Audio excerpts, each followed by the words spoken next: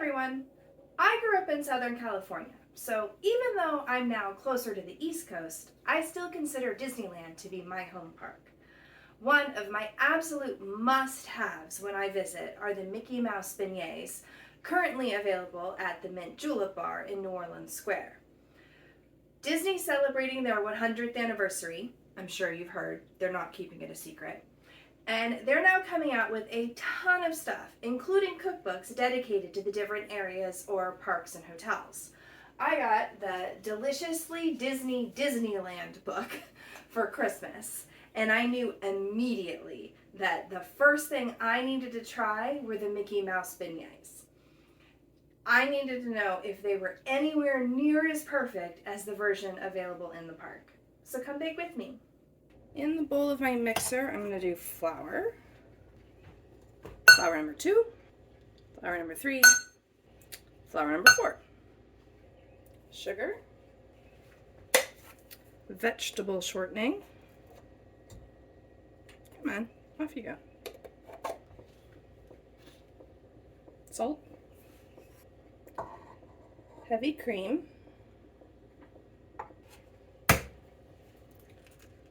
1 egg, half cup boiling water, which I just boiled in my electric kettle, and my bloomed yeast. I just put some yeast in some water and bloomed it for about 5 minutes while I gathered the rest of my ingredients. And now we mix.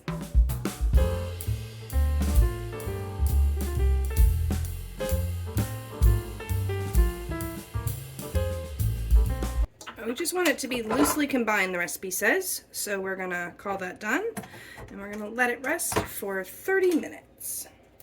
It's been 30 minutes, so I'm just going to flour my work surface, my rolling pin,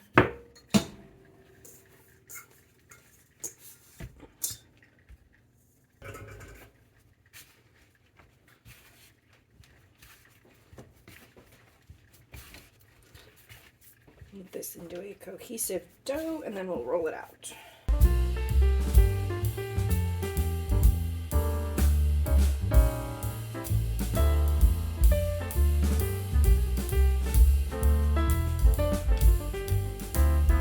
Feels like it's about a 1/4 inch.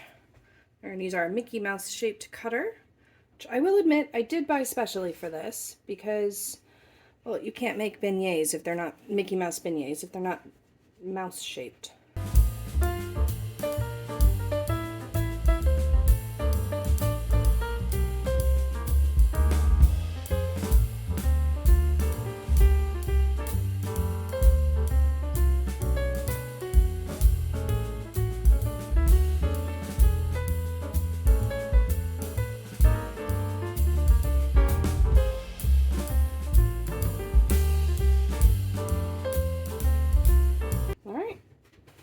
An even dozen. I'm going to cover these with a towel and let them sit for an hour to rise, puff up.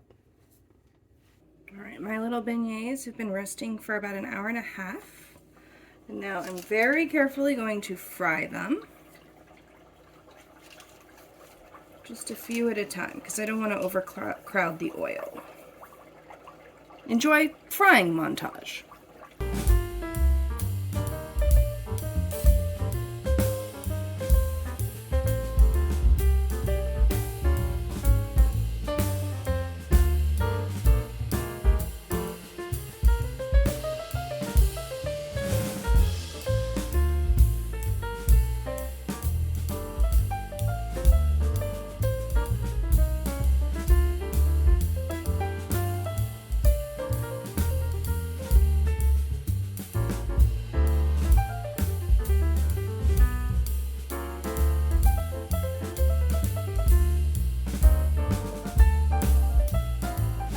And now we powdered sugar.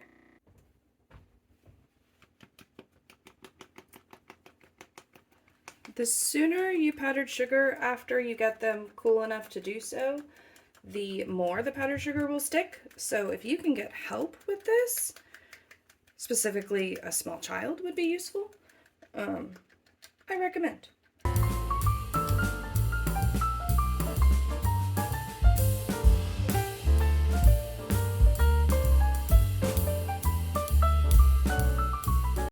my final thoughts. These are probably the easiest beignets I've ever made. They're light and fluffy bits of fried dough, which honestly is never a bad thing. Are they as good as the ones in the parks? Probably not.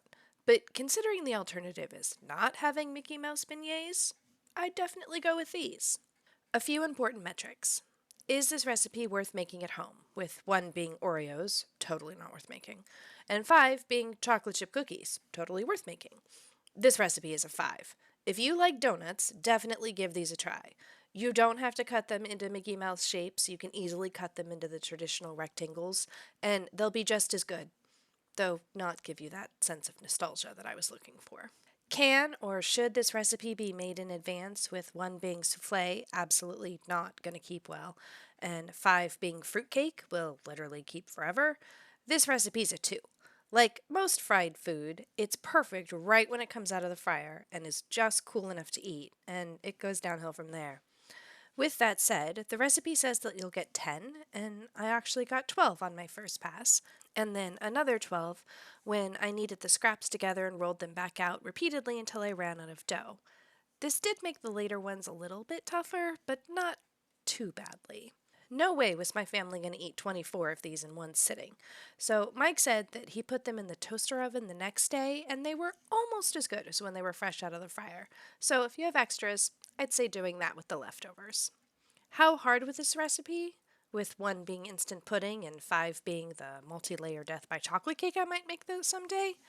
I'd say this recipe is like a 2.5. Like I said, the recipe is probably the easiest beignets I've ever made. The challenge comes with frying them. Frying anything can be dangerous, so take precautions and use a thermometer to watch your temperature and adjust your flame accordingly. If you've made it this far, thanks so much for watching. If you haven't already, please consider subscribing. I upload a new video every Friday. And hit that like button if you liked it. If you have a recipe you'd like to see me try, please put it in the comments, and I'll see you next week.